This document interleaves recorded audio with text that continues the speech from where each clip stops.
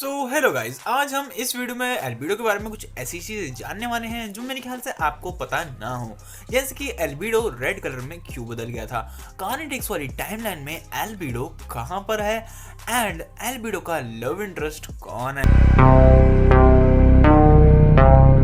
जैसे कि हमने एल्बिडो और बेंटन का क्लैश देखा था गुड कॉपी और बैड कॉपी एपिसोड के अंदर, जहां उन दोनों की ओमनिट्रिक्स जुड़ गई थी और एक एनर्जी पल्स जो है एल्बिडो की बॉडी के अंदर जाती है, जिसकी वजह से एल्बिडो का डीएनए करप्ट हो जाता है and that leads to changing in colour. अगर किसी ह्यूमन के डीएनए में करप्शन होता है तो वो म्यूटेट होता है, ना कि लाल होता है। तो फिर एल्बिडो लाल कैसे हो गया? हाँ, बट एल्बिडो एक फुल ह्यूमन नहीं है एंड उसके अंदर अभी भी एक गैल्वन का दिमाग है, जिसकी वजह से वो एक गैल्वन और ह्यूमन का मिक्सचर बन जाता है एंड शायद इसी वजह से उसका डीएनए करप्ट होने के बाद उसका कलर चेंज हो गया हो। बट मैं अभी भी सोचता हूँ कि डीएनए करप्शन की वजह से उसके कपड़े कैसे चेंज हो गए, मतलब कि उसके ट्राउजर या फिर उसकी जैकेट का कलर कैसे चेंज हो गया। तो मेरे दोस्त ने मुझे एक बात बताई जो कि मेरे ख्याल से यहाँ पर अप्लाई हो सकती है, जिसमें उसने बोला कि एल्बिडो के कपड़े उसके फिजिकल कांटेक्ट में थे उसकी बॉडी के साथ एंड एनर्जी पल्स की वजह से जो कि ओमनिट्रिक्स ने भेजी थी उसका कलर चेंज हो गया। अब ऐसा इसलिए हुआ ताकि ओमनिट्रिक्स उन दोनों को स्पेसिफाई कर पाए कि वो एक अलग अलग आइडेंटिटी है, ताकि ओमनिट्रिक्स ये जान पाए कि एल्बिडो अलग है एंड मैन अलग है। तो आप लोगों को ये बात तो पता होंगी कि एक अल्टरनेट टाइमलाइन के अंदर एल्बिडो एलियन एक्स में ट्रांसफॉर्म हुआ था, जो कि एक नेगेटिव एलियन एक्स बना था। और ये बात हमें प्रोफेसर पैराडॉक्स ने बताई थी अल्टीमेट एलियन सीरीज के अंदर। बट ये बात भी कंफर्म की जा चुकी है कि एक अल्टरनेट टाइमलाइन के अंदर एल्बिडो 10,000 भी एग्जिस्ट करता है।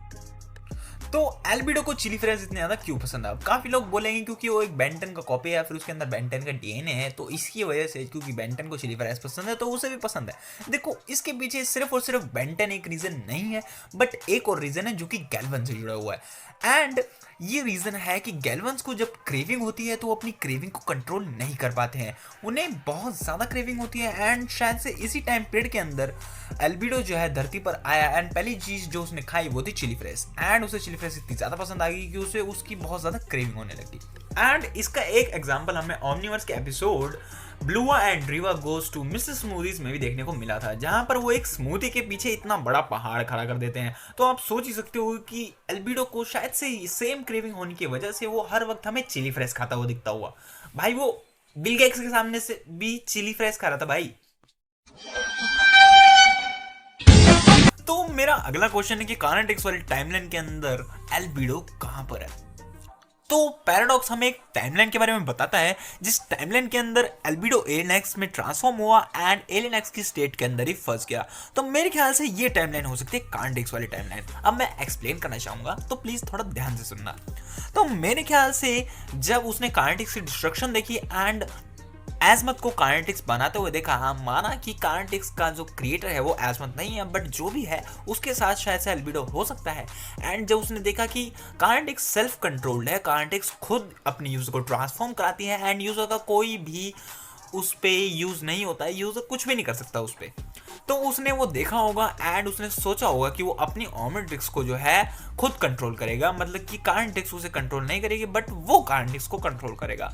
थोड़ा थोड़ा बात समझ में आ रहा है कि नहीं आ रहा है? तो ऐसा करने के बाद शायद उसने पहला एलियन चुना हो एलियन एक्स एंड जब उस गधे ने एलियन एक्स को चुना हो तो एलियन एक्स को यूज तो करना आता नहीं है, उसे नॉर्मल एलियंस नहीं यूज करने आते हैं यार।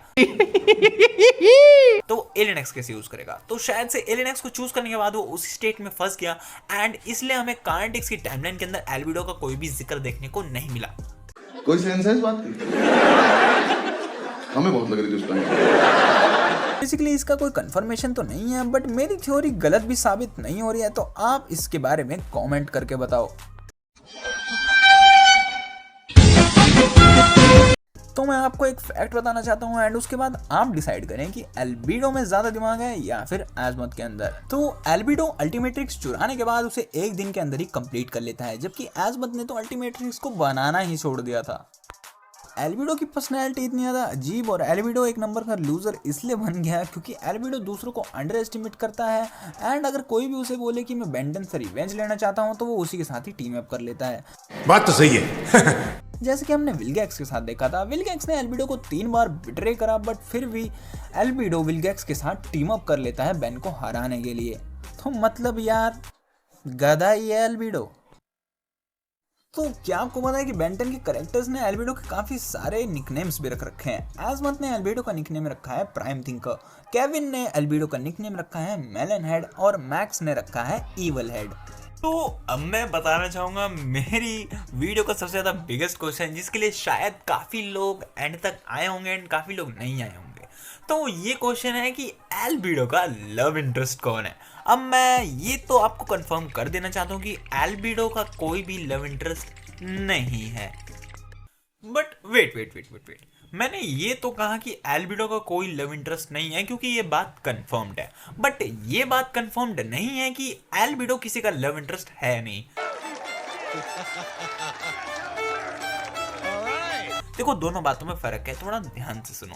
अब मेरे ख्याल से एल्बिडो को कोई प्यार तो कर ही सकता है ना भाई, जान दे देंगे इसके लिए। एल्बिडो इतना भी बुरा नहीं है, बट उसे कुछ ऐसे लोग प्यार कर सकते हैं जो शायद से सिर्फ एल्बिडो से ना प्यार करे बट उसकी फॉर्म से प्यार करे, जैसे कि लूमा एंड टिनी। बेसिकली ये दोनों एक फोर आर्म्स का फीमेल वेरिएंट हैं जो कि फोर आर्म से प्यार करती हैं, एंड हमने देखा है कि ये ओमनिवर्स में कितना ज्यादा पागल हो जाती है बेंटन के पीछे। तो मैं तो ये समझता हूँ कि लूमा एंड टिनी दोनों एल्बिडो से प्यार कर सकती हैं, बट शायद से लूमा ना करे क्योंकि एल्बिडो को यार एलियन तो यूज करने आता ही नहीं है साले को ढंग से।